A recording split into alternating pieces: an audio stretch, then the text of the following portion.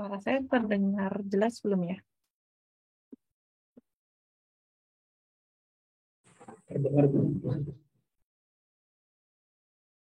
Oke, baik. Ini kelas manajemen proyek teknologi informasi ya.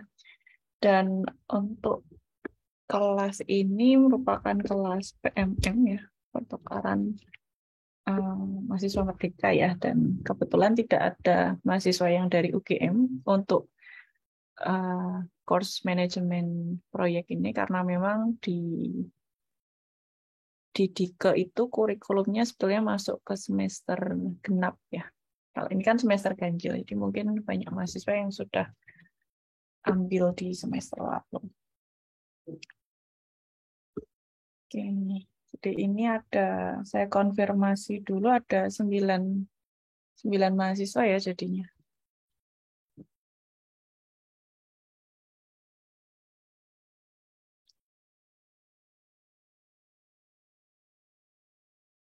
Untuk rekan-rekan di sini ada akses ke Simaster nggak ya untuk presensi?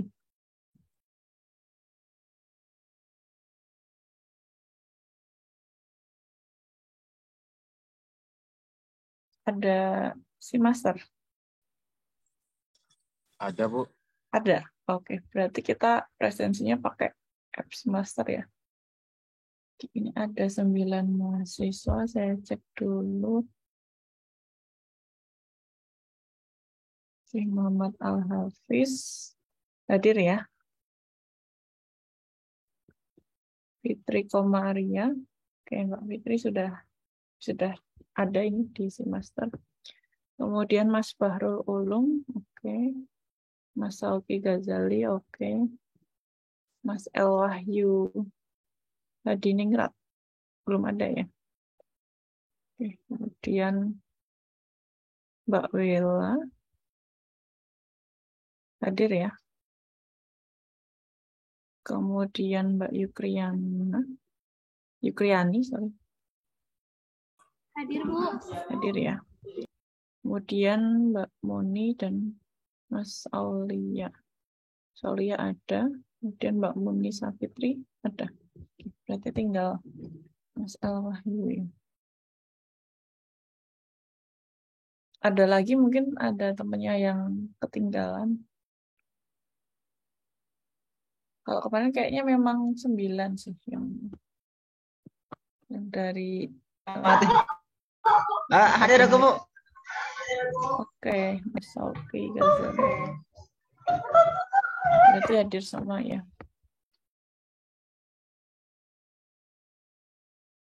Nanti presensinya di akhir aja ya.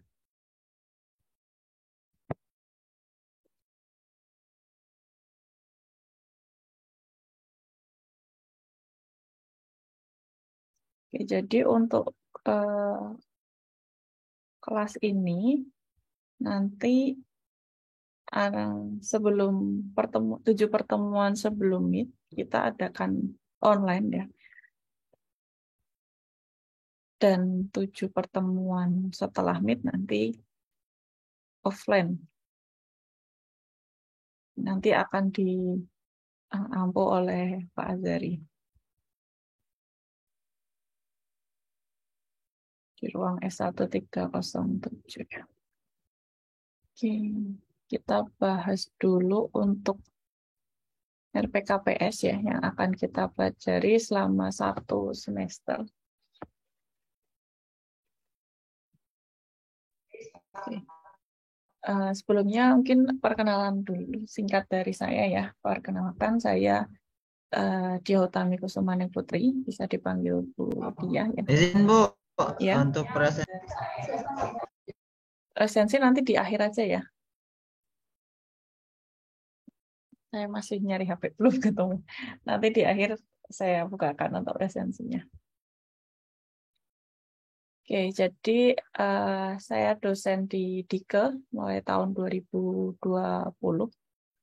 Kemudian email saya ada di diah.utami.k@ugm.ac.id dan research interest saya saya anggota Lab Sistem Cerdas, jadi terkait dengan AI, kemudian machine learning, deep learning, dan aplikasinya untuk computer vision dan NLP. Kurang lebih risetnya di daerah situ. Jadi nanti silakan rekan-rekan jika tertarik untuk diskusi bisa kontak saya. Oke, mungkin itu sekilas dari saya. Untuk mata kuliah ini ya, manajemen proyek teknologi informasi ini kalau di kurikulum departemen itu masuk ke semester genap, bisa diambil mulai semester 4. Dan bobotnya 3 SKS, kemudian ada prasyaratnya, harus sudah mengambil metode rekayasa perangkat lunak. Seperti itu. Nah, nanti ada 5 CO ya, yang harus dikuasai, harapannya bisa dikuasai setelah mengikuti course ini. Yang pertama adalah mahasiswa diharapkan mampu menjelaskan konsep dasar dari manajemen proyek dan organisasi berkonteks teknologi informasi. Kemudian mampu menjelaskan dan mengidentifikasi bagian-bagian yang harus ada dalam proposal proyek, kemudian dalam hal-hal yang diperlukan untuk procurement proyek atau pengadaan proyek, kemudian tools atau alat yang bisa digunakan untuk manajemen proyek, serta algoritma penjadwalan. Kemudian CO3 ini terkait dengan anggaran dan keuangan. Jadi mahasiswa mampu menjelaskan dan mengidentifikasi keuangan proyek, estimasi anggaran, dan pengawasan anggaran. Kemudian yang keempat terkait dengan sumber daya manusia atau SDM. Di sini mahasiswa diharapkan mampu menjelaskan dan memahami alokasi dan promosi sumber daya manusia serta pengarahan pengawasan proyek. Kemudian CO5 terkait dengan menjelaskan dan mempresentasikan portofolio proyek dan manajemen risiko serta sertifikasi proyek, sertifikasi manajer proyek ya. Jadi ada beberapa sertifikasi yang bisa didapatkan oleh seorang manajer proyek, nanti akan dibahas di pertemuan terakhir.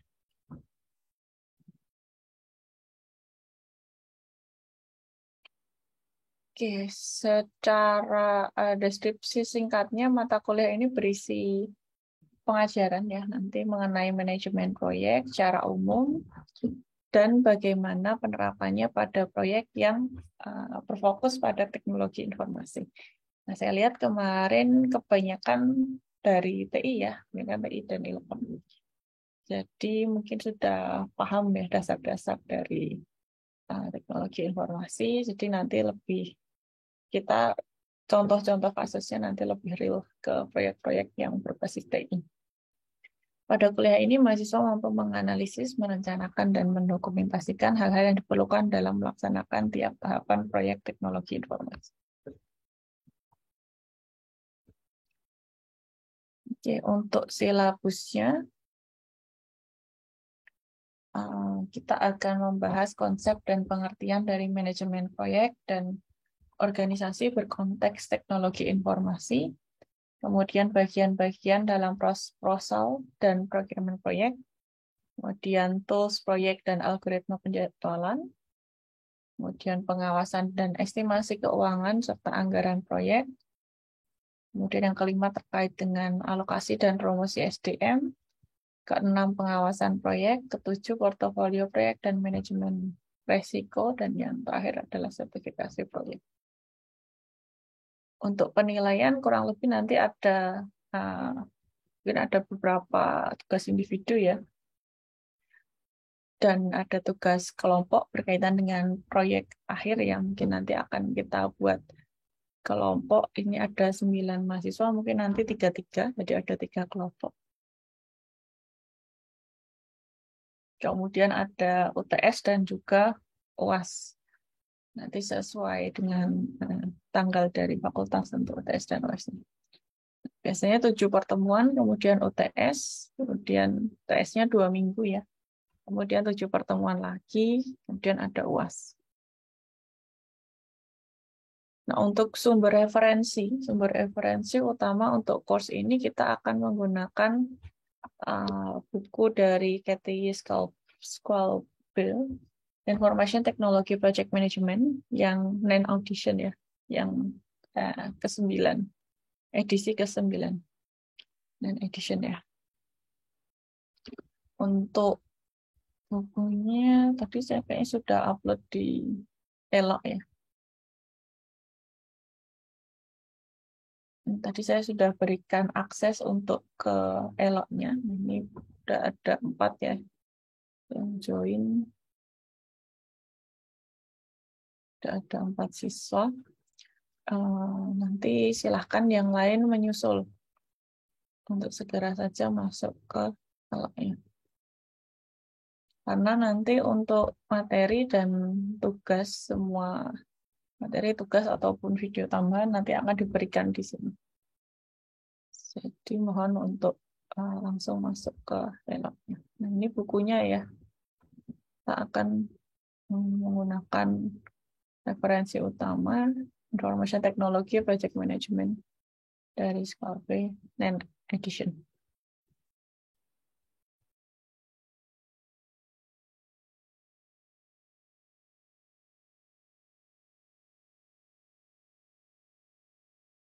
Oke, kemudian untuk rencana kegiatan pembelajaran mingguan, mungkin saya bahas yang sebelum Meet saja ya. Nanti yang sesudah Meet akan biar dilanjutkan oleh Pak Azari. Oke, jadi di pertemuan pertama ini nanti kita membahas lebih ke definisi-definisi dulu. Apa itu proyek, apa itu manajemen proyek, apa itu program, portofolio, dan mungkin perbedaannya apa. Di pertemuan kedua, kita akan membahas manajemen proyek dari perspektif sistem dan organisasi TI, kemudian konteks proyek teknologi informasi, dan tren terkini dalam manajemen proyek TI. Kemudian pertemuan ketiga akan fokus ke proposal dan programan proyek. Pertemuan keempat terkait dengan tools proyek dan software manajemen proyek. Kelima terkait dengan algoritma penjadwalan proyek. Kemudian keenam ini sudah masuk ke bagian keuangan ya. Ada keuangan dan cash flow proyek. Kemudian ketujuh estimasi anggaran proyek. Oke, kurang lebih itu jadi fokus yang sebelum Meet itu kita sampai tentang anggaran ya. 4 pertama ini. Ya, mungkin ada yang mau ditanyakan dulu.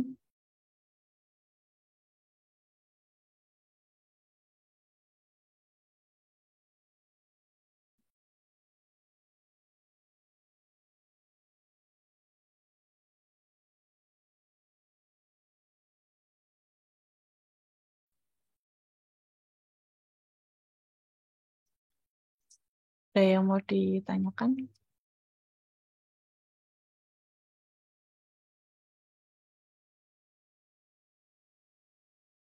Sudah cukup jelas atau masih ada yang mau ditanyakan untuk rencana pembelajarannya?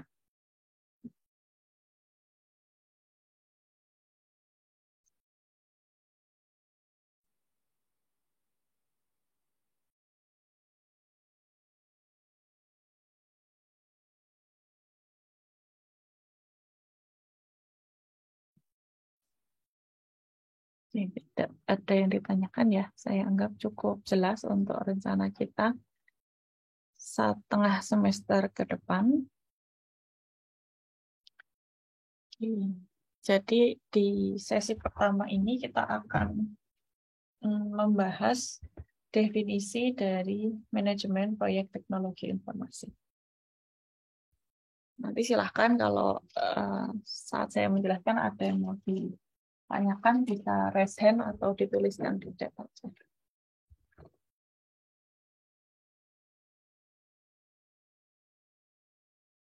Oke, jadi di materi pertama ini kita akan berfokus pada konsep dasar dari manajemen proyek. Yang pertama yang akan kita bahas adalah definisi dari proyek itu sendiri. Nah, jadi proyek didefinisikan sebagai suatu usaha yang dilakukan untuk membuat produk, layanan, atau suatu hasil yang unik. Jadi ada usaha yang bertujuan untuk mencapai hal tertentu, yaitu terbuatnya produk, terbuatnya suatu servis atau layanan, dan suatu hasil yang unik. Nah, terkadang beberapa orang itu menyebut proyek sebagai suatu operasi. Tetapi sesungguhnya proyek dan operasi merupakan dua hal yang berbeda. Operasi diartikan sebagai pekerjaan yang dilakukan dalam organisasi untuk mempertahankan bisnis yang berfokus pada produksi barang dan jasa yang sedang berlangsung. Sedangkan untuk proyek adalah suatu proyek ini akan berakhir ketika tujuan proyek telah tercapai atau proyek telah dihentikan. Jadi perbedaan utamanya, kalau operasi itu berfokus pada kita memproduksi barang dan jasa secara terus-menerus untuk keberlangsungan suatu organisasi. Jadi seperti di pabrik itu ya, kalau kita memproduksi barang dan jasa, tiap hari itu ada prosesnya, tiap hari ada operasi kerjaan yang dilakukan. Sedangkan proyek ini lingkupnya lebih kecil. Dia akan berhenti ketika suatu tujuan telah tercapai atau proyek tersebut telah dihentikan.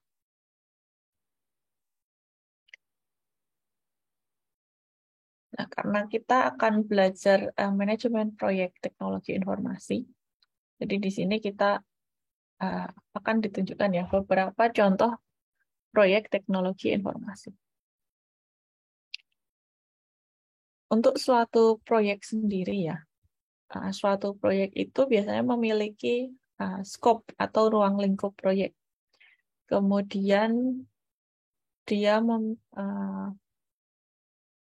scope ini bisa besar, bisa kecil. Ya. Kemudian ada yang mengerjakan proyek. Nah, ini bisa melibatkan satu orang atau ribuan orang. Kemudian dari sisi waktu itu pengerjaan proyek bisa 1 hari, atau ada juga proyek yang membutuhkan waktu bertahun-tahun. Nah, perbedaan proyek teknologi informasi dan proyek-proyek yang lain, proyek teknologi informasi ini melibatkan penggunaan hardware, penggunaan software, penggunaan jaringan untuk membuat produk, layanan, atau hasil tadi. Nah, jadi ketika ada proyek yang menggunakan perangkat keras, perangkat lunak, dan jaringan untuk menghasilkan suatu produk, layanan, atau hasil, itu disebut sebagai proyek teknologi informasi. Oke, di sini beberapa contohnya. Tim mahasiswa yang membuat aplikasi smartphone, kemudian menjualnya secara online. Kemudian yang kedua, perusahaan yang mengembangkan mobil tanpa pengemudi atau self-driving car ya, seperti Tesla gitu ya, self-driving car. Nah, ini termasuk dalam proyek teknologi informasi. Kemudian misal ada perguruan tinggi yang menyediakan akses internet nirkabel tanpa kabel di seluruh kampus serta akses online ke semua informasi akademik dan layanan mahasiswa melalui suatu sistem akademik. Kemudian yang keempat, pemerintah mengembangkan sistem untuk melacak imunisasi anak misal. Terakhir, contohnya perusahaan multinasional yang membuat suatu sistem informasi manajemen sumber daya perusahaan yang terintegrasi. Nah, jadi sistem perusahaan ini sudah multinasional ya, bisa di perusahaannya multinasional, ada di beberapa negara, dan dia mau membuat sistem informasi yang dapat memanajemen sumber daya perusahaannya menjadi satu sistem. Oke, ini contoh-contoh proyek teknologi informasi. Kemudian, seiring dengan berkembangnya teknologi, berkembangnya zaman, teknologi pada proyek teknologi informasi ini juga ikut berkembang.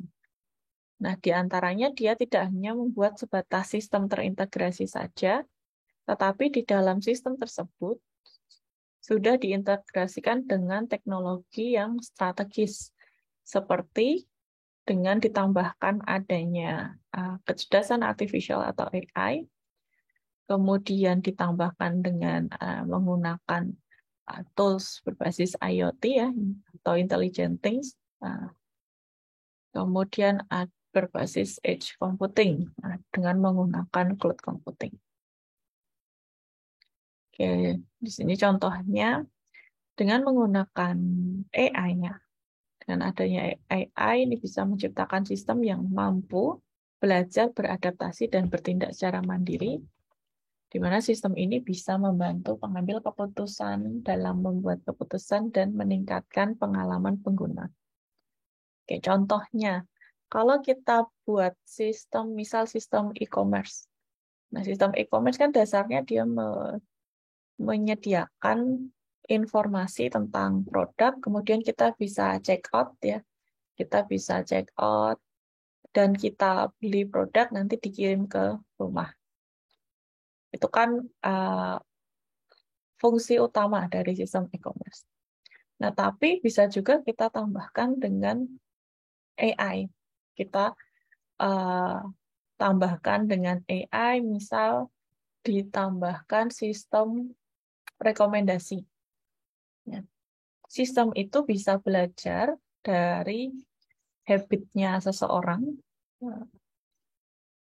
atau melihat dari habit orang-orang yang mungkin mirip dengan kita ya. Nah, dari situ bisa memberikan rekomendasi untuk membeli barang yang lain sehingga bisa meningkatkan pendapatan dari e-commerce tersebut. Misal saya beli sepatu. Nah, biasanya orang-orang kecenderungannya ketika beli sepatu nanti beli kaos kaki. Sehingga mungkin ketika saya men-check out sepatu, saya akan direkomendasikan untuk men-check out kaos kaki juga. Nah, jadi ini bisa memberikan semacam rekomendasi untuk user. Nah, ini bisa berdasarkan pengalaman user atau pengalaman orang lain ya. Oke, kemudian contoh lagi integrasi selain AI ini ada Internet of Intelligent Things ya. Di sini AI mendorong kemajuan untuk objek-objek cerdas baru, misal kendaraan otonom, robot, drone, serta Internet of Things seperti termostat, lampu, dan peralatan rumah tangga. Dan yang ketiga ada cloud to the edge atau edge computing yang mendorong penanganan data ke edge jaringan sehingga lebih dekat ke sumber data dan memungkinkan proses analitik lebih cepat serta mengurangi network pressure. Jadi dengan cloud to the edge ini ya, nanti proses analitik itu bisa tidak dijalankan lebih cepat serta network pressure-nya akan berkurang. Sehingga pekerjaan kita lebih efisien lagi ya. Efisien lagi.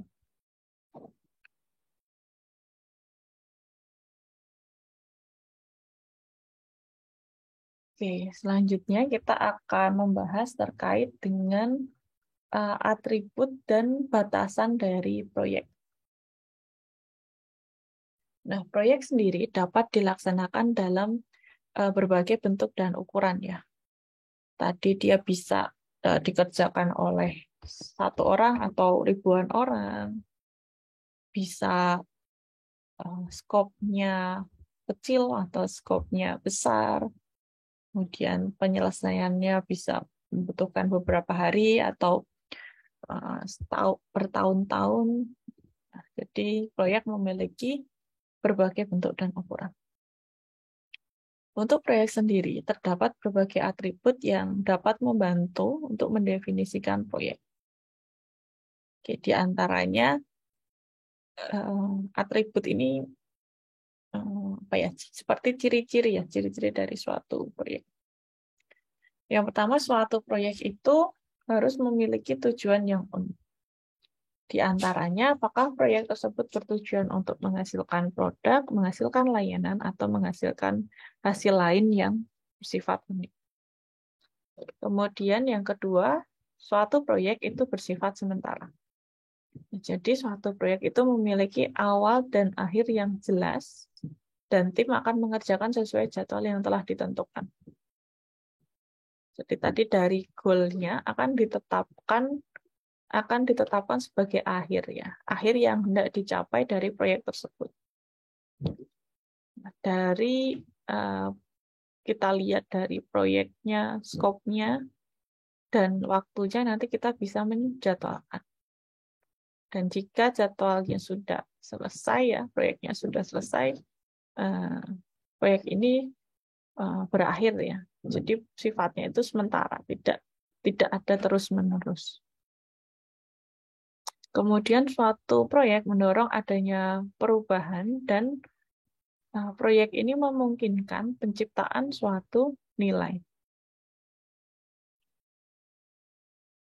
Nilai di sini dalam rangka untuk memenuhi kebutuhan atau keinginan tertentu. Jadi misal tadi membuat produk atau membuat suatu layanan yang bisa membantu seseorang. Kemudian, suatu proyek dikembangkan menggunakan elaborasi yang progresif. Oke. Sebentar ya.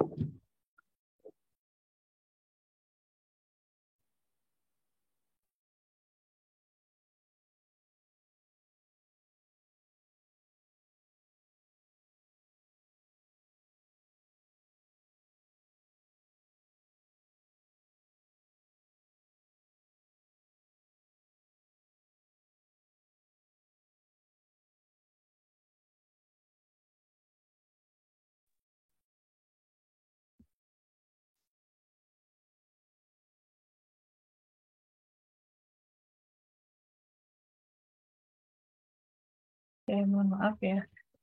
Saya lanjutkan sampai suatu proyek itu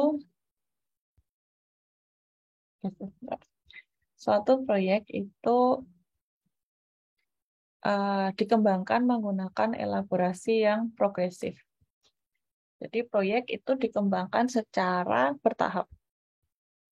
Dari tim proyek yang telah mengembangkan rencana awal, nah nanti bisa dielaborasi, bisa diperbarui dengan lebih detail berdasarkan informasi baru dan nanti progresif. Jadi akan secara bertahap akan terus dikembangkan.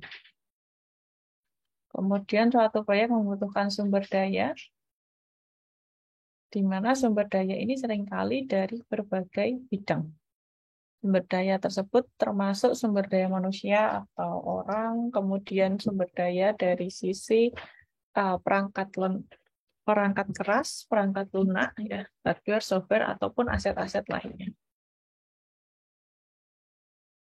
Kemudian, suatu proyek harus memiliki pelanggan utama atau sponsor yang kita sebut sebagai stakeholder ya, atau pemangku kepentingan, di mana stakeholder ini dia akan memberikan arahan atau memberikan pendanaan untuk proyek tersebut. Jadi yang semacam yang menentukan tujuan dari proyek, tujuan utama dari proyek, dan nanti ketika kita membuat proyek, kepuasan dari stakeholder itu menjadi penting.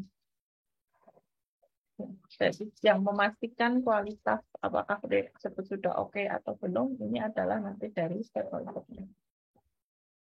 Kemudian suatu proyek itu melibatkan ketidakpastian. Ini perlu digarisbawahi ketidakpastian ini. Jadi ketidakpastian di sini merupakan salah satu alasan utama mengapa kita perlu membuat atau belajar manajemen proyek. Terutama pada proyek-proyek yang besar, apalagi yang melibatkan teknologi baru. Nah, jadi semakin kita belajar manajemen proyek, kita akan bisa membuat membuat jadwal yang lebih valid ya. Kita sudah nanti seiring dengan pengalaman di lapangan nanti akan bisa menjadwalkan proyek, memanajemen proyek dengan baik. Karena eh, kondisi proyek itu pasti selalu berubah ya. Misal dari sisi tim yang awalnya mungkin ada 10 orang, nah seiring berjalannya waktu mungkin akan berkurang. Atau yang lebih susah lagi kalau goalnya itu berubah. Nah itu susah sekali ya kalau misal proyeknya awalnya cuma bikin eh, halaman tertentu gitu, cuma bikin halaman semacam halaman dashboard. Kemudian seiring berjalannya waktu di tengah-tengah ditambah. Nah, dashboardnya eh, mungkin tidak hanya menganalisis data yang sudah ada, tapi data yang masuk secara real time. Itu kan mungkin akan merubah cukup banyak ya. Seperti itu. Jadi memang sangat menantang ya belajar manajemen proyek dan menangani hal-hal ketidakpastian yang terjadi di lapangan. Oke, tapi dengan belajar manajemen proyek ini kita bisa mengantisipasi ketidakpastian yang timbul. Oke, mungkin kita break sebentar ya. Kita break azan dulu.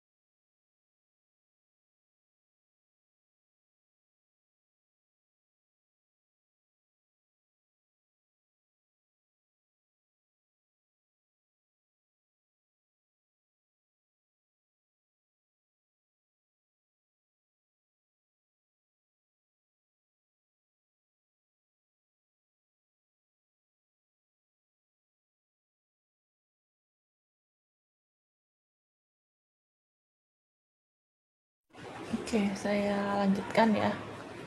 Tadi kita sudah membahas ada 7 atribut proyek. Selanjutnya kita akan membahas batasan proyek. Nah, setiap proyek ini akan dibatasi dengan cara yang berbeda.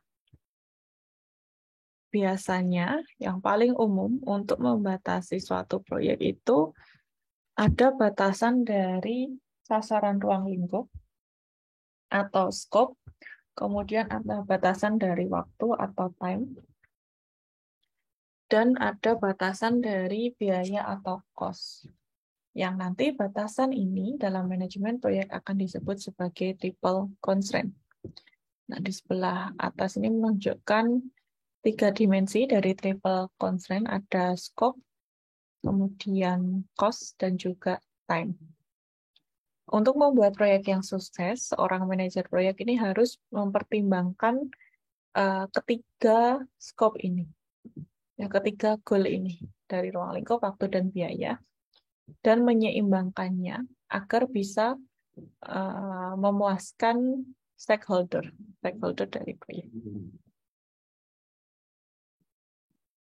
Nah, berikut ini merupakan contoh-contoh beberapa pertanyaan yang harus dijawab untuk setiap batasan. Yang pertama dari batasan ruang lingkup atau scope. Nah, ini terkait pertanyaan yang muncul seperti pekerjaan apa yang akan dilakukan sebagai bagian dari proyek. Nah, di apa yang dikerjakan, apa yang dilakukan. Kemudian produk, layanan, atau hasil apa yang diharapkan pelanggan atau sponsor. Jadi produk seperti apa yang ingin dihasilkan. Kemudian bagaimana ruang lingkup ini diverifikasi. Jadi yang meng-ACC skopnya itu siapa. Dan proses verifikasinya itu seperti apa. Kemudian yang kedua dari sisi waktu atau time, terkait beberapa pertanyaan yang muncul meliputi berapa lama waktu yang dibutuhkan untuk menyelesaikan proyek, kemudian bagaimana jadwal proyek disusun, kemudian bagaimana tim akan melacak kinerja jadwal yang sebenarnya, dan siapa yang dapat menyetujui perubahan jadwal. Kemudian yang ketiga, dari sisi biaya atau cost, ini nanti berkaitan dengan berapa biaya yang harus dikeluarkan untuk menyelesaikan proyek, berapa anggaran proyek, kemudian bagaimana biaya akan dilacak. Jadi bagaimana kita men-tracing anggaran ya dibanding dengan biaya yang sudah keluar. Nanti bagaimana melacaknya. Kemudian siapa yang dapat mengizinkan perubahan anggaran jika mungkin terjadi kebutuhan lain ya di tengah-tengah, nanti siapa yang mengizinkan anggaran berubah dan bagaimana proses perubahan.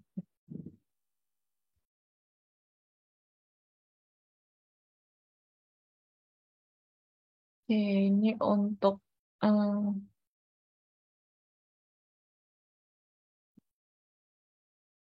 biaya atau cost ya. Nah, selain ketiga constraint ini, ada batasan proyek tambahan yang terkadang digunakan. Kalau yang triple constraint itu elemen dasar ya dari suatu proyek dan saling terkait, jadi biasanya ketiganya ini pasti digunakan. Nah, ada tambahan batasan lain, diantaranya faktor kunci lain dalam proyek adalah dari sisi kualitas. Di kualitas ini seperti kepuasan dari pelanggan atau penggunanya atau sponsor ya atau stakeholder yang terlibat. Nah, dengan ditambahnya kualitas ini nanti beberapa proyek akan merujuk pada quadruple constraint yang mencakup kualitas, kemudian ditambah scope, waktu, dan juga biaya. Faktor lain yang memungkinkan yang juga penting itu adalah sumber daya. Sumber daya ini misalnya sumber daya manusia ya, misalnya industri hiburan sering membutuhkan aktor tertentu untuk film. Jadi sutradara inginnya yang main itu aktor X gitu. Nah dari sini uh, karena ada constraint sumber daya, jadi nanti tujuan proyek harus disesuaikan berdasarkan kapan aktor tersebut tersedia. Ya, jadi nunggu jadwal kosong dari aktor tersebut. Kalau memang ada constraint harus aktor tersebut yang main film.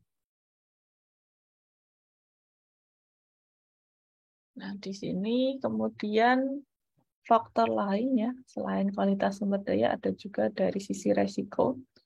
Resiko ini juga dapat mempengaruhi keputusan proyek. Jadi sebuah perusahaan mungkin akan menunggu untuk memulai sebuah proyek sampai resiko berada pada tingkat yang dapat diterima. Oleh karena itu, manajer proyek ini penting agar manajer proyek bisa berkomunikasi dengan sponsor dan pemangku kepentingan lain selama proyek untuk mendefinisikan batasan-batasan proyek dan memastikan bahwa proyek yang akan dikerjakan itu bisa memenuhi harapan dari stakeholder secara lebih rinci.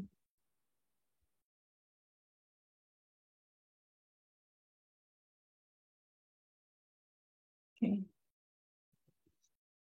Selanjutnya kita akan membahas ya definisi dari manajemen proyek.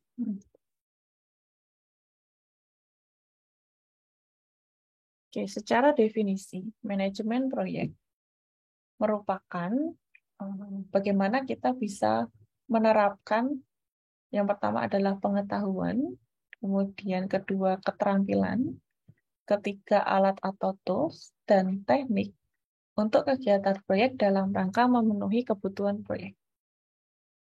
Nah, di sini manajer proyek tidak hanya harus berusaha memenuhi uh, ruang lingkup tadi ya, tujuan dari sisi ruang lingkup, waktu dan biaya, ataupun ditambah dengan kualitas, sumber daya, dan juga resiko.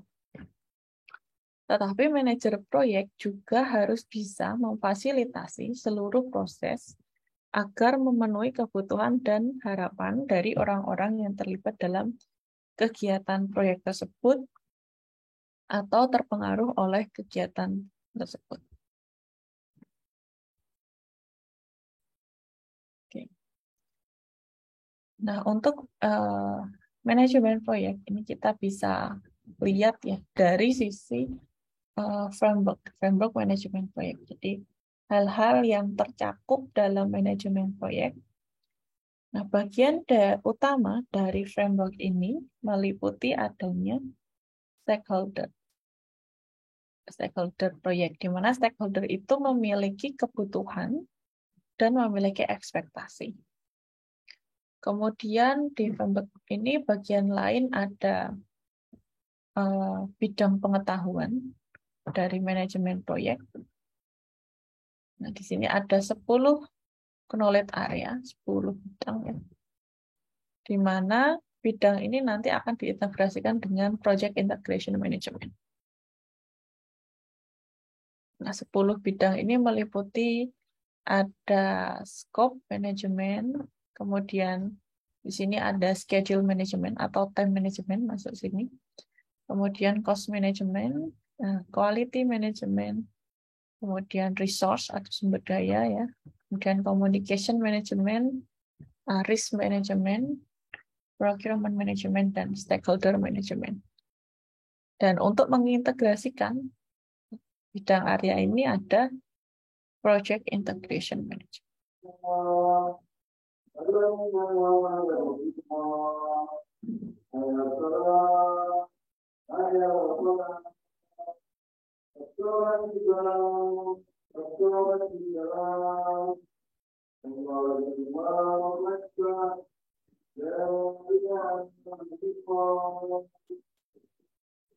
Oke, kemudian bagian lain ada alat dan teknik manajemen proyek. Ini ada tools dan teknik. Kemudian ada hal-hal yang menentukan keberhasilan proyek, project success. Kemudian di sini ada portfolio project dan enterprise success ya. Jadi kontribusinya apa bagi enterprise atau bagi perusahaan. Oke. Nah, untuk kajian dari enterprise success itu biasanya didapat dari hasil portofolio. Ya, portofolio ini nanti berupa portofolio dari beberapa proyek. Hasil portofolio ini digunakan untuk mengkaji kontribusi proyek bagi perusahaan. Apakah sudah memenuhi kriteria keberhasilan atau belum.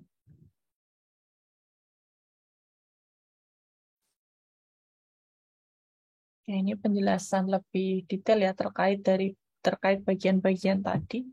Yang pertama ada pemangku kepentingan atau stakeholder, merupakan orang-orang yang terlibat atau berpengaruh pada kegiatan proyek. Nah, di sini termasuk sponsor proyek, kemudian tim proyek, staf pendukung, pelanggan, pengguna, pemasok, dan bahkan orang-orang yang menentang proyek. Nah, orang-orang yang menentang proyek ini cukup uh, juga ikut berperan ya, juga ikut berperan. Karena kita berusaha untuk membuat proyek, tapi tidak. Mungkin yang penentang ini kan biasanya dia karena terimbas sesuatu ya, hal-hal yang merugikan dia. Nah, kita berusaha untuk mengurangi adanya penentang proyek. Pemangku kepentingan seringkali memiliki kebutuhan dan harapan yang sangat berbeda, yang berbeda-beda. Nah, di sini peran manajer proyek, dia perlu mengembangkan hubungan baik dengan pemangku kepentingan proyek agar bisa memahami dan memenuhi kebutuhan serta ekspektasi mereka.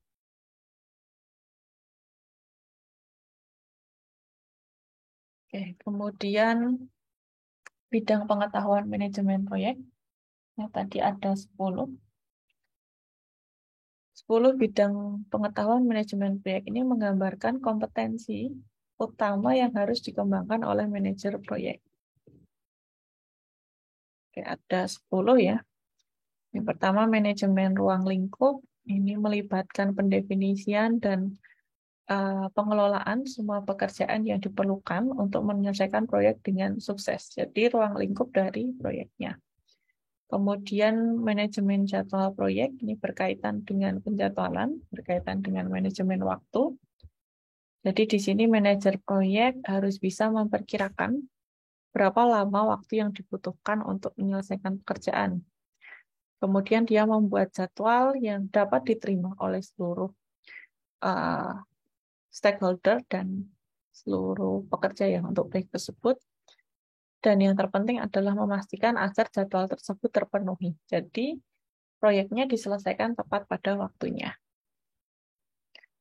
Kemudian ada manajemen biaya proyek yang memastikan bahwa proyek akan bahwa anggaran proyek itu sesuai dengan yang dikeluarkan ya. Jadi pengelolaan anggaran itu tepat ya. Kemudian manajemen kualitas proyek memastikan bahwa proyek tersebut sudah memenuhi kebutuhan baik yang tertulis ataupun tersirat. Kemudian manajemen sumber daya atau resource berkaitan dengan orang-orang ataupun sumber daya fisik yang terlibat pada proyek. Nah, ini digunakan secara efektif dan efisien. Kemudian manajemen komunikasi. Ini bagaimana suatu informasi dalam proyek itu dibuat, dikumpulkan, atau disebarkan, dan disimpan. Jadi bagaimana pertukaran informasi, bagaimana komunikasi yang terjalin selama pengerjaan proyek. Kemudian manajemen resiko, di sini yang dilakukan adalah mengidentifikasi, menganalisis, serta menanggapi resiko yang terkait dengan proyek. Berusaha untuk meminimalkan resiko yang timbul dari pengerjaan proyek.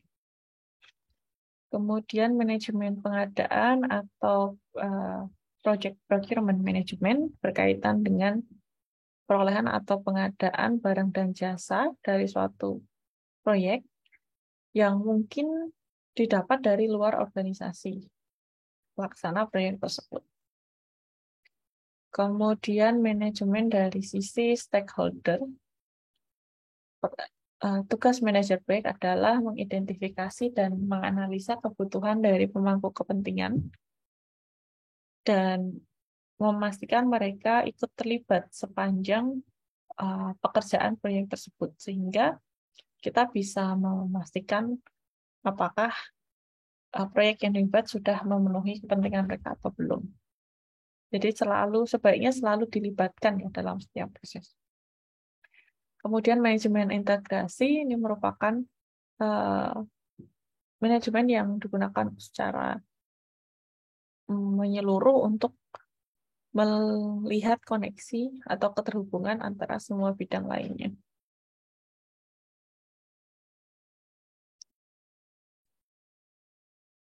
Nah, dalam pengembangan suatu proyek, terkadang ada proyek yang berhasil dan terkadang ada proyek yang mengalami kegagalan. Di sini kriteria umum untuk mengukur keberhasilan suatu proyek di antaranya yang pertama, apakah proyek sudah memenuhi sasaran atau goal dari sisi skop, waktu, dan biaya.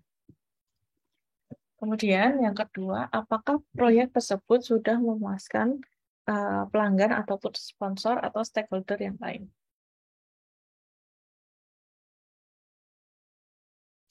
Kemudian kriteria keberhasilan yang ketiga, hasil proyek memenuhi tujuan utamanya seperti menghasilkan atau menghemat sejumlah uang, memberikan pengembalian investasi yang baik, atau hanya membuat sponsor senang atau stakeholder senang.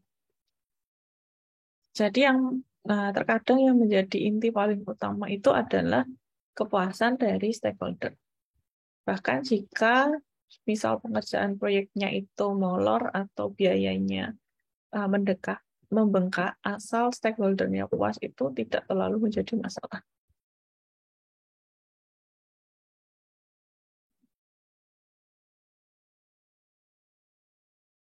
Oke. Nah, beberapa proyek TI dapat berhasil dan beberapa pula ada yang gagal. Nah, tabel di sebelah kanan ini merangkum faktor-faktor yang paling berkontribusi terhadap keberhasilan proyek TI berdasarkan urutan kepentingannya. Jadi yang nomor 1 itu yang paling dirasa paling penting itu adalah sponsor eksekutif. Apakah mereka sudah senang atau belum, sudah puas atau belum. Kemudian yang kedua, kematangan emosional organisasi, keterlibatan pengguna, pengoptimalan, kemudian sumber daya yang terampil, proses agile, eksekusi sederhana, keahlian manajemen proyek, dan yang terakhir adalah tujuan bisnis yang jelas. Nah, manajer proyek memainkan peran penting untuk keberhasilan suatu proyek dan suksesnya organisasi. Manajer proyek bekerja dengan para sponsor proyek, tim proyek, dan pemangku kepentingan lainnya untuk memenuhi tujuan proyek. Manajer proyek yang baik tidak selalu berasumsi bahwa definisi kesuksesan itu sama dengan yang dimau sponsor. Tapi juga perlu mempertimbangkan lagi dari yang diingini oleh sponsor, kita telaah lagi pelaksanaan proyeknya. Nah, apakah memberatkan tim atau tidak? Nah, ini bisa dilihat dari beberapa kriteria atau faktor kesuksesan.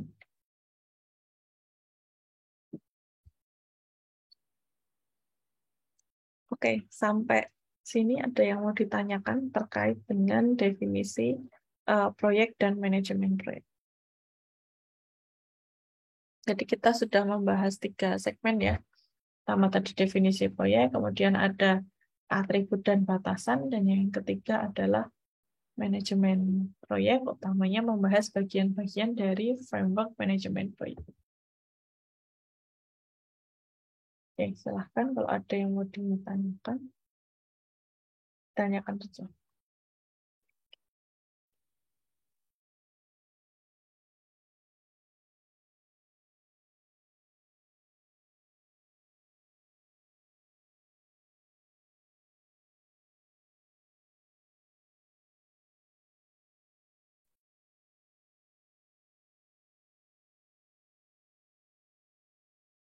Oke, belum ada ya.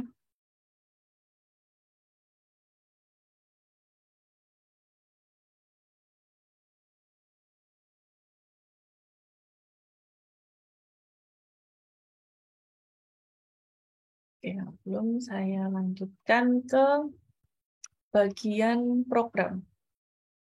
Yang pertama kita membahas definisi dari program. Program merupakan sekelompok proyek yang terkait atau biasa juga atau program tambahan dan kegiatan program yang dikelola secara terkoordinasi untuk memperoleh manfaat dan kendali yang tidak tersedia apabila dikelola secara individu. Jadi bisa berisi beberapa proyek yang saling berhubungan, bisa diisi proyek ditambah program tambahan, atau kegiatan program yang dikelola secara terkoordinasi. Dan tujuannya ini lebih ke meningkatkan manfaat dan kendali. Jika digabungkan, itu koordinasinya nanti akan lebih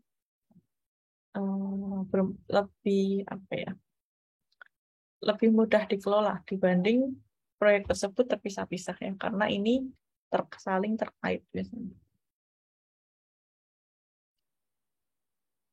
Nah, pembuatan program ini sering dilakukan karena lebih ekonomis untuk mengelompokkan proyek bersama-sama dan juga bisa membantu merampingkan manajemen, staf, pembelian barang, dan pekerjaan lainnya. Program bukanlah suatu proyek yang besar. Jadi perlu diingat beda ya antara program dan proyek besar. Kalau mega proyek itu merupakan proyek yang sangat besar yang biasanya menelan biaya lebih dari $1 miliar Amerika Serikat dan mempengaruhi lebih dari 1 juta orang dan berlangsung selama beberapa tahun. Jadi kalau cuma kumpulan dari proyek itu disebut sebagai program. Oke, berikut ini contoh program di bidang TI. Misalnya program untuk bagian infrastruktur. Program ini dapat mencakup beberapa proyek seperti menyediakan lebih banyak akses ke internet nirkabel, kemudian meningkatkan perangkat keras dan perangkat lunak, meningkatkan keamanan komputer, dan juga mengembangkan dan memelihara TI dari suatu perusahaan. Kemudian yang kedua ada program pengembangan aplikasi ya. Program ini dapat mencakup beberapa proyek seperti memperbarui sistem perencanaan sumber daya perusahaan atau enterprise resource planning, kemudian membeli sistem penagihan atau billing yang siap pakai yang baru, atau mengembangkan kemampuan baru untuk sistem manajemen hubungan pelanggan. Oke, contoh program lain, program untuk user support ya atau dukungan pengguna. Nah, selain banyak tugas operasional yang terkait dengan support atau dukungan untuk pengguna, banyak departemen TI itu memiliki beberapa proyek untuk mendukung ke pengguna. Misalnya, suatu proyek mungkin menyediakan sistem email yang baik atau mengembangkan pelatihan teknis untuk penggunanya. Ini contoh program terkait infrastruktur, pengembangan aplikasi, dan juga dukungan support. Dukungan pengguna ya, atau user support. Untuk program ini akan dipimpin ya, pelaksanaan suatu program akan dipimpin oleh manajer program. Manajer program akan memberikan bimbingan dan arahan bagi manajer proyek yang memimpin proyek dalam suatu program. Jadi kalau manajer program itu lebih atas ya, nanti di bawahnya mungkin ada beberapa manajer proyek. Manajer program juga mengkoordinasikan upaya tim proyek, kelompok fungsional, kemudian supplier, dan juga staf operasi yang mendukung program untuk memastikan bahwa produk dan proses dilakukan untuk memaksimalkan manfaat yang didapat.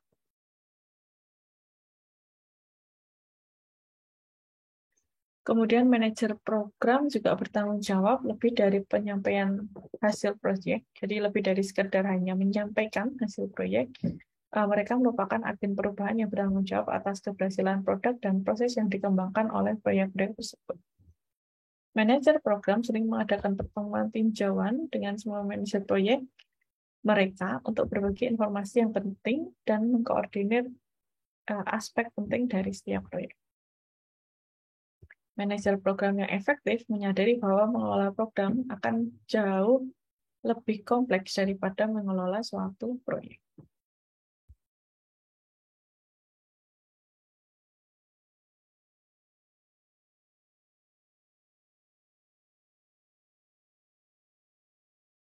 Oke.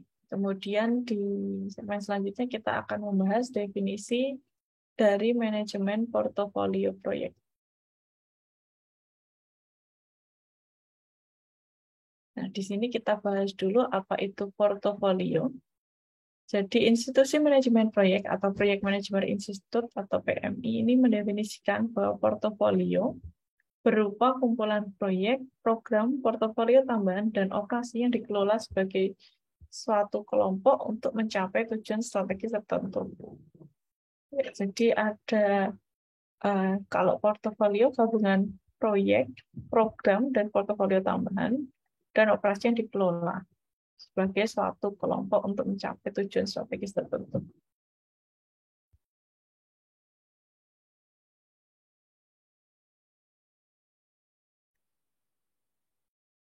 Nah, untuk pengelolaan, untuk mencapai suatu tujuan tertentu tadi ya, dari suatu tujuan strategis dari organisasi tadi, penting untuk melakukan manajemen portofolio proyek. Pada berbagai organisasi, manajer proyek juga mendukung strategi bisnis yang muncul dari manajemen portofolio proyek atau manajemen portofolio, di mana organisasi mengelompokkan dan mengelola proyek dan program sebagai portofolio investasi yang akan berkontribusi pada kesuksesan seluruh perusahaan. Manajer portofolio yang mengelola sebagai manajemen portofolio proyek ini akan membantu organisasi dalam membuat keputusan investasi yang bijaksana dengan membantu memilih dan menganalisis dari perspektif strategis. Manajer portofolio harus memiliki keterampilan finansial dan analitis yang kuat dan bisa memahami bagaimana proyek dan program akan berkontribusi untuk memenuhi tujuan strategis tersebut.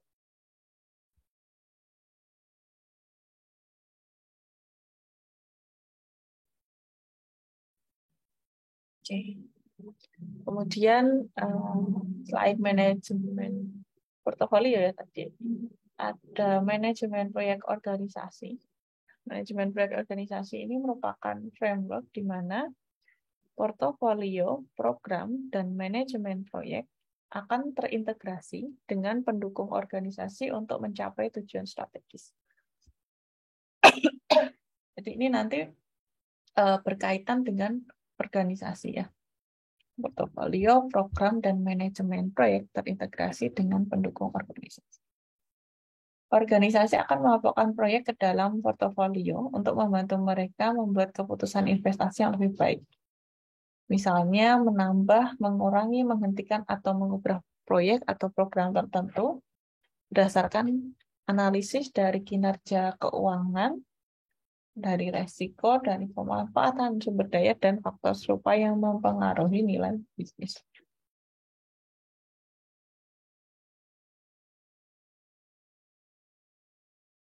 Dengan melaporkan proyek ke dalam portofolio, organisasi dapat lebih baik mengikat proyek mereka untuk memenuhi tujuan yang strategis. Manajemen portofolio juga dapat membantu organisasi dalam melakukan pekerjaan yang lebih baik, dalam mengelola sumber daya manusianya dengan mempekerjakan, melatih, dan juga mempertahankan pekerja untuk mendukung proyek dalam portofolio organisasi. Jadi misalnya, jika perusahaan konstruksi ya membutuhkan lebih banyak orang dengan pengalaman dalam membuat gedung apartemen, maka mereka dapat melakukan penyesuaian untuk memenuhi tujuan strategis tersebut. Misal mereka mempekerjakan orang yang sudah pernah membuat apartemen atau melatih pekerja agar bisa memahami keterampilan yang diperlukan agar bisa membuat suatu gedung apartemen. Kalau kita ilustrasikan manajemen portofolio proyek dengan satu portofolio besar untuk seluruh organisasi, sehingga memungkinkan untuk kepala manajemen untuk melihat dan mengelola semua proyek di tingkat perusahaan.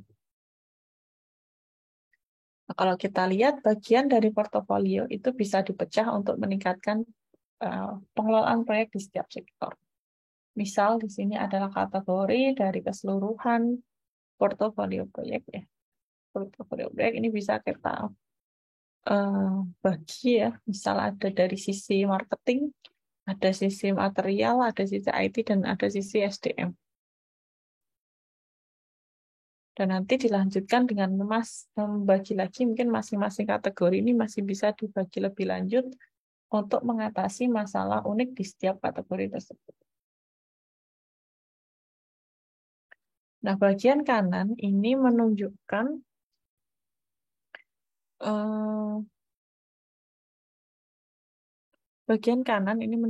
bagaimana proyek TI dapat dikategorikan secara lebih rinci untuk membantu pengelolaannya, yaitu dibagi menjadi usaha atau venture, kemudian pertumbuhan atau growth, dan inti atau core. Proyek dalam kategori usaha atau venture ini berfokus untuk membantu mengubah bisnis. Ya, misalnya rantai dari retail besar mungkin memiliki proyek TI untuk menyediakan kios di toko dan fungsionalitas serupa di internet, di mana pelanggan dapat mendapatkan supplier dengan cepat dan memberikan feedback tentang produk ataupun layanan. Proyek ini dapat membantu mengubah bisnis dengan mengembangkan kemitraan yang lebih erat agar bisa mendapatkan pelanggan dan juga pemasok. Oke, ini berkaitan dengan usaha. Kemudian ada berkaitan dengan kategori pertumbuhan ya atau proyek. Proyek dalam kategori pertumbuhan ini akan membantu perusahaan meningkatkan pendapatannya. Nah, misal di sini suatu perusahaan memiliki proyek TI untuk menyediakan informasi di situs web dalam bahasa baru, misal bahasa Cina atau bahasa Jepang. Kemampuan ini dapat membantu perusahaan bisa mengembangkan bisnisnya ke negara-negara tersebut. Karena terkadang memang agak susah ya kalau bukan bahasanya sendiri untuk memahami apa maksud hal-hal tertentu. Nah, ini bisa kita dekati dengan cara seperti itu. Kemudian proyek dalam kategori inti, ya, dalam kategori core ini berkaitan dengan hal-hal inti yang harus diselesaikan agar bisnis bisa berjalan. Misalnya, proyek TI untuk menyediakan komputer bagi karyawan baru akan termasuk dalam kategori ini, karena tanpa komputer mungkin karyawannya tidak bisa bekerja ya dengan baik.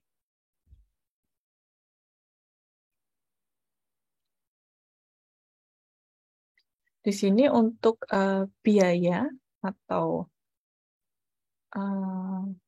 cost dari proyek inti itu bersifat non-discretionary.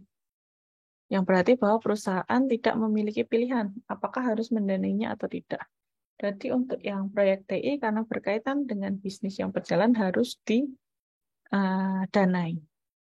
Sedangkan proyek dalam discretionary cost seperti kategori usaha dan pertumbuhan ini membutuhkan biaya yang diskresional karena perusahaan dapat menggunakan kebijaksanaan untuk menilai apakah perlu dilakukan atau tidak. Nah, kalau tidak begitu penting, biasanya nanti dulu dilakukannya. Kemudian panah di sini menunjukkan bahwa resiko dan nilai proyek biasanya meningkat saat berpindah dari proyek yang inti ke proyek pertumbuhan atau ke venture. Selain itu, ketepatan waktu menjadi semakin penting. Jadi kalau proyek pertumbuhan dan usaha lebih penting daripada proyek inti, karena harus dilakukan dalam jangka waktu yang efisien. Namun beberapa proyek inti juga dapat beresiko tinggi, bernilai tinggi, dan memerlukan waktu yang tepat. Nah, ini terdapat banyak faktor ya yang akan terlibat dalam manajemen portofolio.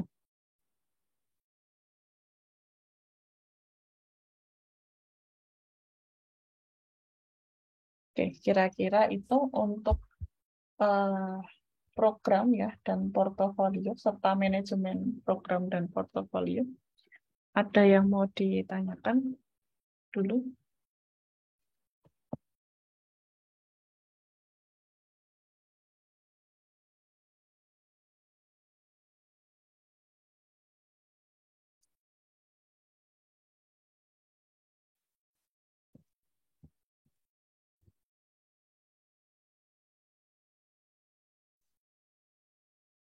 Oke, kalau belum ada, untuk memastikan rekan-rekan sudah join ke Elo ya, saya berikan tugas sederhana untuk membandingkan ya, membuat analisis lah perbedaan dari tadi yang sudah saya jelaskan, ada proyek, program, dan portofolio.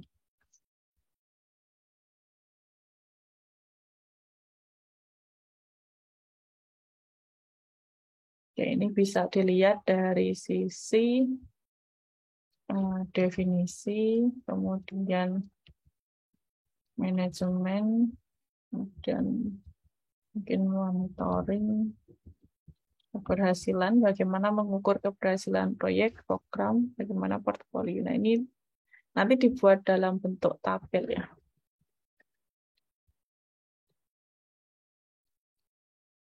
Ini di buku sudah ada, jadi sebenarnya bisa dilihat saja dari bukunya, nanti biar membaca juga bukunya.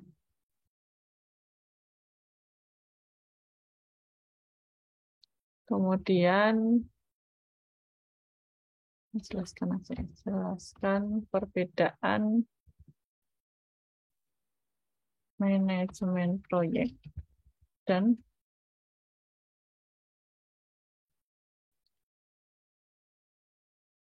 manajemen portofolio.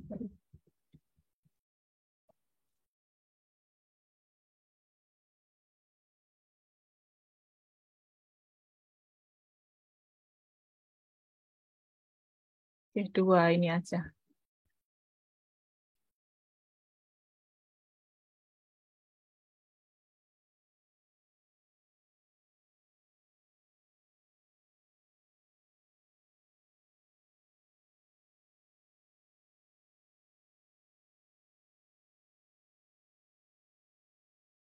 Ada yang mau ditanyakan dulu?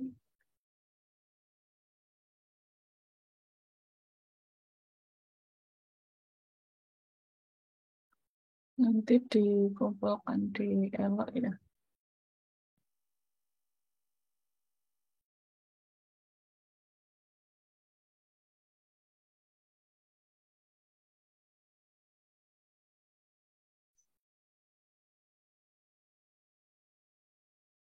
Hmm.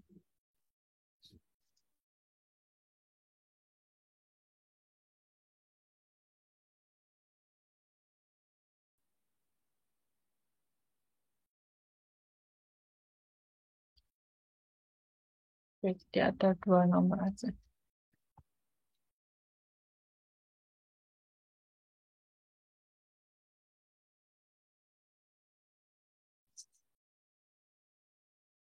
Untuk deadline-nya 1 minggu ya.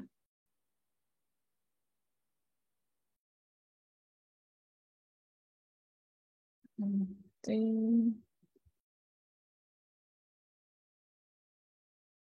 dikumpulkannya dalam PDF.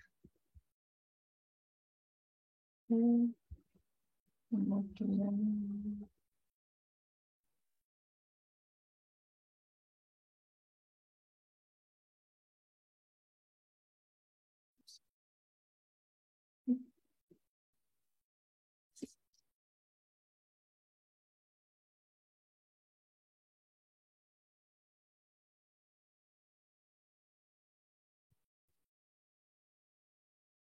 ada yang mau ditanyakan dulu? Izin Bu, Ya. apa namanya, izin bertanya Bu. Mm. Kan tadi Bu sudah menjelaskan berbagai macam tentang manajemen proyek, begitu tentang atributnya, batasan proyek, serta komponen-komponen yang ada di suatu proyek.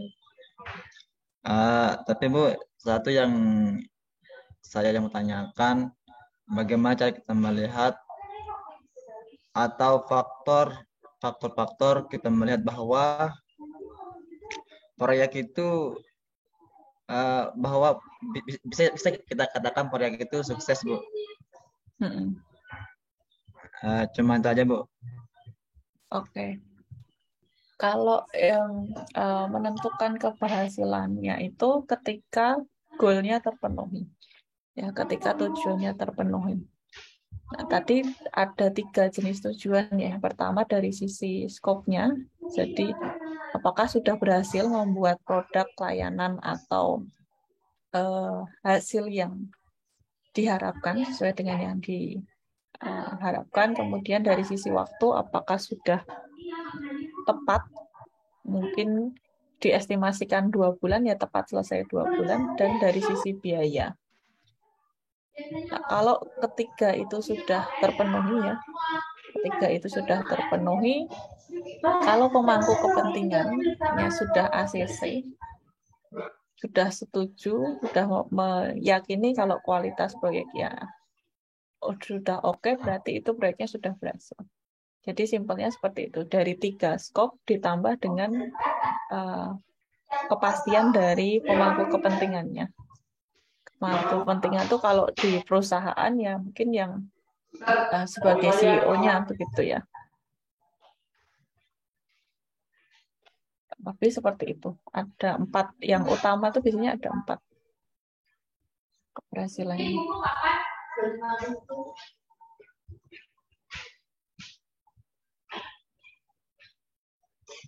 Ada lagi yang mau ditanyakan atau Mas Sofi ya tadi yang tanya? Sudah cukup jelas? Wahyu Bu. Oh, Mas Wahyu. Oke. Mungkin Ibu kurang ganti kopinya nama ini. Yu. Oh iya, yang open kira Mas Sofi. Oke, ya kurang lebih seperti itu ya. Saya upload materi ini. Satu lagi Bu. Satu lagi, apakah kinerja suatu pimpinan itu bisa mempengaruhi tingkat keberhasilan suatu proyek itu Bu? Jika kita melihat dari faktor-faktor yang Ibu sebutkan, bahwa jika kita melihat faktor-faktor yang Ibu sebutkan bahwa keberhasilan proyek itu dilihat dari batasan waktunya dan seterusnya. Akan tetapi apakah karakter atau sifat dari pimpinan juga akan mempengaruhi atau bagaimana, Bu? Sebetulnya kalau dari pemimpin proyek ini kita bisa sebut sebagai manajer ya kalau di secara teori, secara definisi. Nah, manajer proyek itu dia punya peran penting untuk memastikan tadi seluruh goalnya itu tercapai.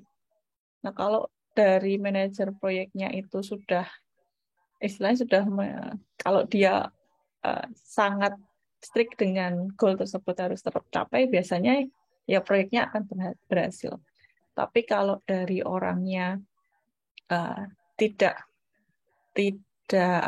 getol untuk memastikan bahwa seluruh goal tercapai, ya bisa jadi proyeknya gagal. Nah, kegagalan itu bisa dari skopnya tidak terpenuhi atau dari waktunya molor ya, yang paling sering itu dari sisi waktu yang biasanya waktunya itu molor ataupun dana yang dibutuhkan itu membengkak. Nah, di sini peran manajer proyek itu sangat penting untuk mengawasi agar goalnya tercapai. Otomatis dia juga perlu, selain dia perlu hard skill, dia juga perlu soft skill ya. Misal dari cara dia berkomunikasi dengan pemangku kepentingan, dengan anggota timnya. Nah, itu juga menjadi hal yang penting ya. Komunikasi, tanggung jawab, kemudian bagaimana dia memimpin, dan sebagainya. Jadi hard skill dan soft skill itu juga dibutuhkan untuk manajer proyek. Tadi manajer proyek harus bisa memahami ya 10 bidang pengetahuan. Nah, itu sebetulnya hanya uh, apa ya istilahnya kalau kita ini hanya secara teori. Secara teori harus paham pengetahuan, tapi di praktek di lapangan itu nanti akan lebih dari itu. Karena di lapangan itu banyak kondisi-kondisi yang memang terkadang soft skill lebih dibutuhkan daripada kemampuan dari sisi pengetahuan. Nanti rekan-rekan kalau mau baca di buku yang tadi, itu ada 10 di tiap bidangnya itu dibahas lebih detail sebetulnya. Tapi di kuliah ini ya, karena keterbatasan waktu, kita hanya bahas yang sekiranya paling relevan saja dengan case di lapangan. Tapi kalau mau mendalami, bisa dibaca buku yang sebagai referensi utama tadi.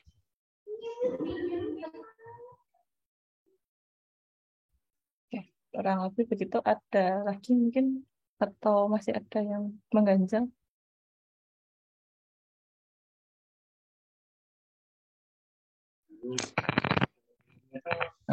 Izin Bu, yang saya bertanya ini, untuk mata kuliah ini kan tadi sudah dijelaskan beberapa teori tentang manajemen proyek.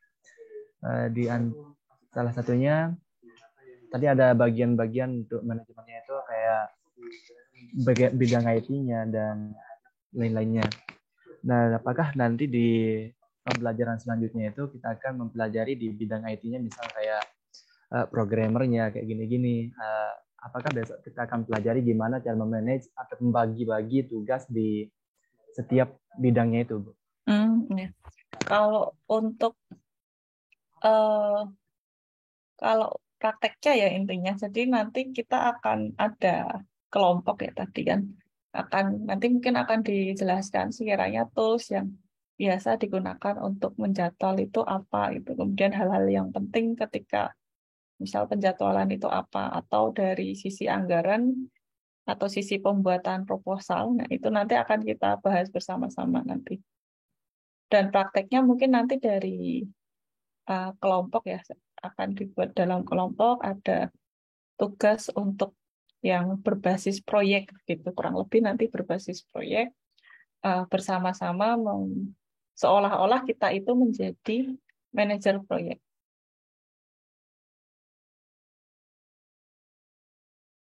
Nanti prakteknya mungkin berbasis tools tergantung dengan ininya, bidangnya apa ya. Ada penjadwalan, ada anggaran, apalagi tadi manajemen resiko dan sebagainya.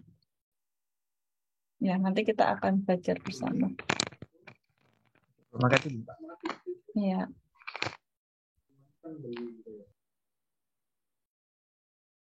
Oke, ini sambil saya sekian presentasi sebentar. Ada lagi sambil diskusi.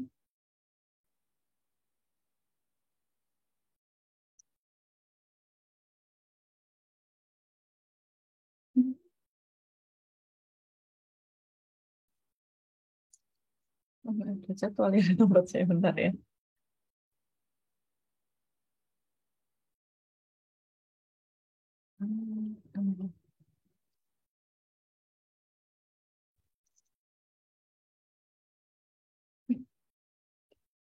Di semester saya belum masuk jadwalnya, jadi kita manual aja ya presentasinya. Bentar. Kuliahan input kehadiran. Ya, untung cuma 9 ini ya. 18. Oke, Muhammad Al-Hafiz hadir. Hadir ya. Fitri Komaria hadir. Hadir. Oke, Fahrul Ulum. Mas Fahrul hadir ya. Saudi Ghazali Hadir, Bu. hadir. Oke, El Wahyu hadir.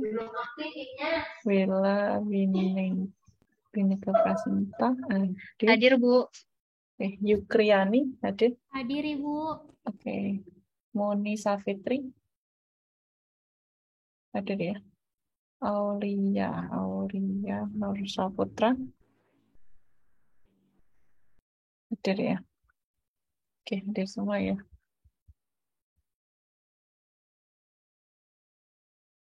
Oke. Ada lagi yang mau ditanyakan? Ini materinya sudah saya upload ya, sekaligus tugasnya. Oh, enggak, Bu. Ini bertanya, Bu, sebelum berakhir. Nah, itu ada format khususnya nggak buat tugasnya, Bu? Atau kayak gimana, Bu? Soalnya mungkin ya ada sinyal lagi kurang bagus, makanya saya kurang dengar tadi. Saya Untuk tulis tugasnya, di Bu? sini aja ya. Oh, enggak. Nanti apa ya? Submit ya. Submit, kumpulkan dalam bentuk PDF dengan format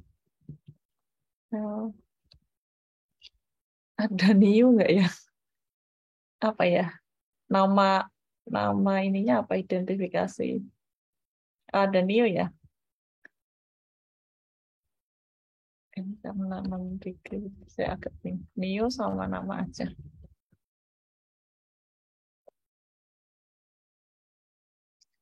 Deadline-nya apa tadi? 25 Agustus. Mohon maaf, Ibu. Berarti Ya. ini tugasnya diketik ya? Iya, ketik aja.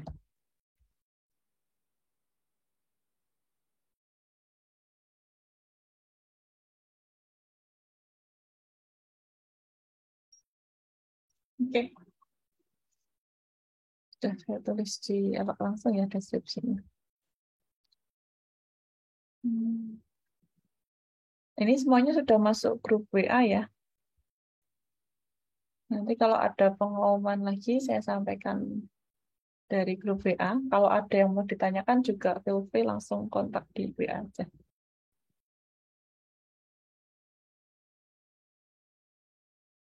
Oke, mungkin itu dulu ya untuk pertemuan hari ini. Mohon maaf nggak sampai jam 5 karena saya ada agenda rapat luring, harus OTW ke suatu tempat nih untuk rapat penelitian. Jadi mohon maaf belum bisa sampai full untuk pertemuan pertama. Harapannya nanti bisa dilanjutkan tadi yang menganalisis perbedaan proyek, portofolio, dan program ya tadi. Oke, mungkin itu dari saya. Terima kasih semuanya. Selamat sore. Assalamualaikum warahmatullahi wabarakatuh. Sore, Bu. Waalaikumsalam warahmatullahi wabarakatuh. Sehat selalu ya, Bu. Ya, Terima kasih, Bu. terima kasih.